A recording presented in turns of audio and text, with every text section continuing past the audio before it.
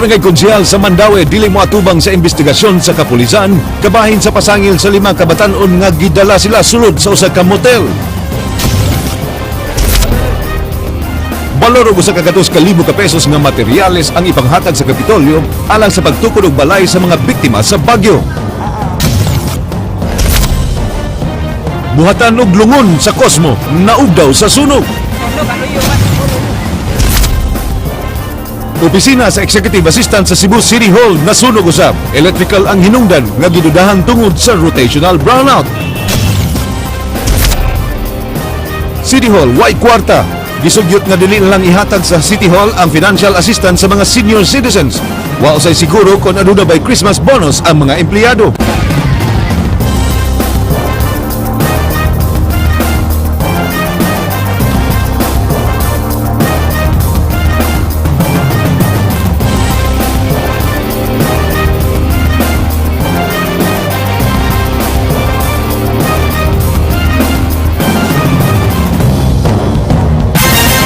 Mayong hapon Sugbo, Kabisayan ug sa bantang mga dapit nga maabot ning atong tulmanon.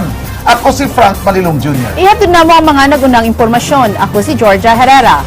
Desidido ng pasakaan og tukbang kaso sa kapulisan ang konsyal sa Barangay Cambaro, Mandaue City kay wa gyud kini magpakita sa buhatan sa kapulisan.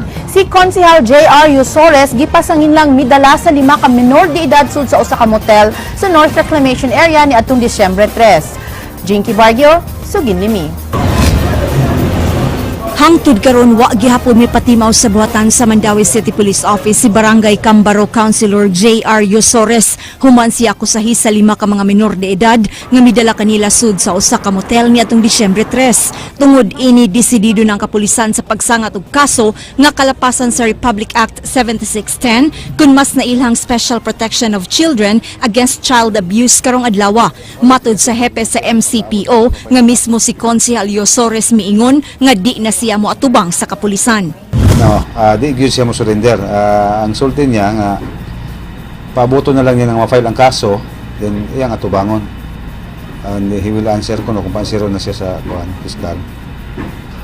Wa mi mo stop pag-contact niya karon, lisod kay niya makontak, di na mo tubag, usahay kanat bi-reach na yung number.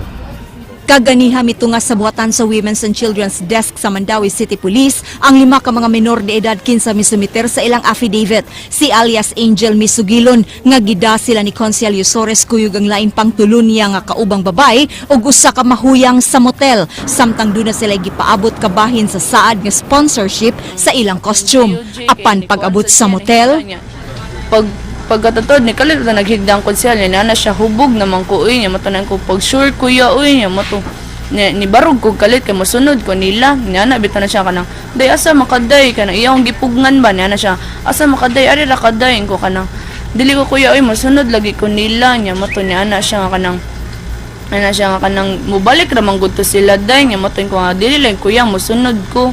gisuta na karon sa kapulisan ang background sa konsehal sa pamasin nga makakuha pa og dugang impormasyon may kalambigitan sa kaso. Through our intelligence section, amo pang gitrace ang background ug basig na pa na sa mga previous nga mga dili maayo nga activities. Although natay mga initial information pati pa nato ma-confirm, so ato pa nang gipahimo karon sa intelligence. Jinky Bargio, News 5. Subay sa maong balita, ang pagdala sa barangay councilor sa 5 ka mga minor de edad sud sa usa ka motel nakaaghat sa lokal nga kagamhanan sa Mandaue nga istriktuhanong ipatuman ang no minors allowed policy sa maong establishmento. Mubalik si kapatid Jinky Bargio.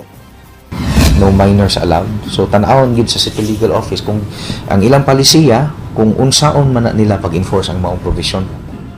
Matod ni Mandaue City Administrator Attorney James Abadia nga ilan nang gipaimbestigar kung nakatuman ba ang mga motel sa Mandaue sa lagda nga way pasudlong minor de edad sa ilang edipisyo. Palig-unon sa kagamhanan ang pagmonitor sa mga balay pahulayan sa Mandaue, pagsiguro nga di na mausab pa ang nahitabo sa 5 ka mga batanon nga gida sa usa ka konsehal kuyog ang laing lalaki niadtong Disyembre 3 sa gabii. Kinahanglan na nga strictly enforce, no? Tan-aw nato kung investigaron sa legal office kung tinuod ba nga gi comply gid nila ang kanang maong prohibition nga gi kasagaran ilang gibutang diha sa ilang frontage bitaw. Gipaybaw ni Abadia nga ang masakpang nakasupak sa maong balaod mamahimong mabilanggo gawas nga makanselar ang ilang business permit. So once again, we'd like to remind all establishments operating within Mandawi, hopefully even those operating beyond the city's jurisdiction, kay kanisiya national law manggod ni siya na dili magpaalaw og minors inside their establishments. Ang kapulisan silang bahin na nawagan sa publiko ug sa mga security guards sa mga motel o lodging house nga isumbong sa ilang buhatan kung dunay masakpang nagdaog mga menor de edad. Bukan na cooperation sa management sa mga motels. Ila sigurong hatagan og instructions ang ilang mga personnel nga nag-duty there or ang mga guards. Kung may makita sila nga minors, ilang bawalan pagsulod. Jinky Bargio, News 5. Kasamtangang giobserbahan karon sa Tambalanan ang duha ka magsuon nga biktima sa pagpanunggab ganinang kadlawon. Giingong pagselos sa suspek nga kauban rasad sa ug inom sa biktima aoy motibo sa pagpanunggab. Ryan Sorote, Sugidlimi. Gidalad din sa temporaryong Cebu City Memorial Medical Center ang magsuong Chofil o Celestino Agosto human makaangkod ang mga samad dinunggaban sa ilang lawas. Gitudlong responsable sa pagpanunggab sa magsuon ang ilang kainom nga si Regan de Colcol nga taga Barangay Lorega, San Miguel.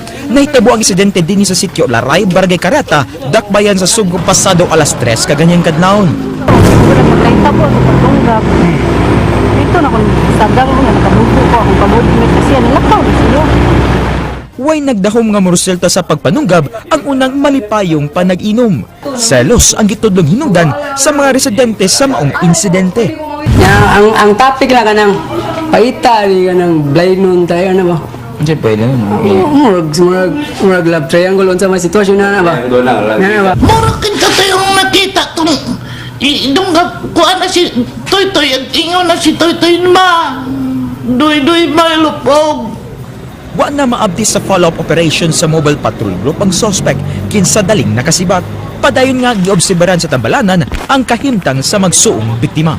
Ryan Sorote, News 5. Nasunog kaganinang buntag ang factory sa RSD Resources International ubo sa Dichanco Group of Companies sa Nibil Hills, Dakbayan, Barangay Lahog, Dakbayan sa Subo. Nadawat sa fire department ang alarma alas 10:41 sa buntag ug nakontrol ang kayo sud sa 10 minutos. Matod sa mga bumbero nga mikabat og 300,000 pesos ang estimated damage. Susiyon pa ang hinungdan sa sunog. Matod sa investigador, gay patawag nila ang duha ka mga trabahante nga diha atol sa sunog. Dito sa tumoy sa ilang bodega, pero nya kana sa may carpentry. So mo to nga di na ko kay daghan man ang flammable nga to nga mga butang. Sa wala pa masunog ang buhatanan ug lungon kaganina, ganihang alas 6 buntag na sunog ang buhatan ni Cebu City Executive Assistant Attorney Joey Daluz. Matud ni Daluz nga tungod sa nahitabong rotation brownout, kagahapong giingong wa matarong og pawong ang aircon nga miresulta sa pagkasunog sa ilang buhatan. Dugang pa ni Daluz nga magpaabot na lang siya sa investigasyon sa kabomberohan. Nagmalaumon si Daluz nga karong Lunes makabalik na sila sa ilang buhatan.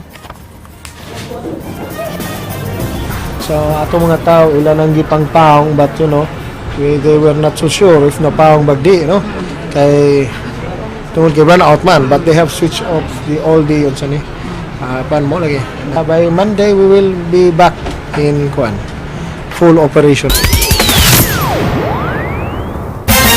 Nisakog 11% ang budget sa Kapitolyo alang sa pag-hire sa mga outsourced employees sa Integrated Provincial Health Office. Si Governor Junjun Davide misaad nga mo-hire og mga empleyado ubos sa regular plantilla ug dili outsourced medical staff alang sa district hospitals. Apan sukwahi kini sa proposed budget nga iyang gipaaprubahan sa Provincial Board. King Perez, Suginlimi. Gipatawag og balik sa Provincial Board ang mga pangu sa Integrated Provincial Health Office ug Provincial Agriculture Office alang sa dugang katinawan sa proposed budget sa ilang mga buhatan. Ang health ug agriculture may mga priority sa pamunuan ni Governor Junjun Davide. Buot sa taon sa Provincial Board kung nganong katungara sa budget ang nagasto sa Provincial Agriculture Office karong tuiga. Whatever failures sa project sa una, dili na nato usbon karon. Labi na kinanglan gid ta mo augment sa agriculture after the typhoon and the earthquake. Gisusi sabang operasyon sa Matag District Hospital aron mapangitaan og paagi nga mapalambo kini ug maminusan ang sagad nga pagda sa mga pasyente sa Vicente Soto Memorial Medical Center. Because you know what, the travel time for a patient in dire need of medical attention gikan sa distrito padung tas Vicente Soto layo na kaayo na. Dunay proposed budget ang Provincial Health Office sunod tuig nga 379 million pesos. Minus kini og dulan 168 million pesos kung itandi sa estimated budget karong tuiga. Lakip sa prioridad sa gobernador sa mga opisina ang pagpasud sa mga outsourced doctors ug nurses sa mga bakanting regular positions.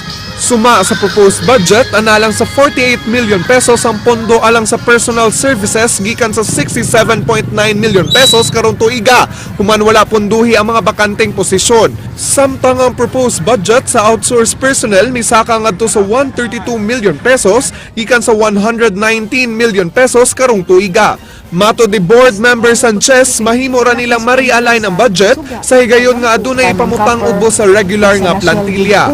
Naaman siya'y mga allowable na realignment or supplemental budget that would be necessary once they have finalized the positions. Dugang suliran sa Kapitolyo ang pagbayad sa payable sa Provincial Engineering Office nga mokabat og 610 million pesos. Ang mga kontrata sa mga proyekto walay mga approval sa Provincial Board. Matod ni Sanchez nga paninguhaon nila nga maaprubahan ang mga kontrata apan wa kini misaad kun kano sa hingpit nga mabayaran ang payables. We have to review the documents, whether it had ratification, it had the approval of the provincial board, and how far did the contractor already come up with that project. Di man sad ta, as I said, di man sad ta gusto manlupig good kay it's not our cup of tea. Ipasiguro ang Provincial Board nga maaprubahan ang 2014 proposed annual budget sa Kapitolyo bago pa man mahuman ang tuig. Hagit sab sa Provincial Board sa Executive Department nga makabot niini ang projected income alang sa sunod tuig ug gani masubrahan pa kini aron mapatuman ang tanang proyekto ug programa sa Kapitolyo sunod tuig. King Perez, News 5.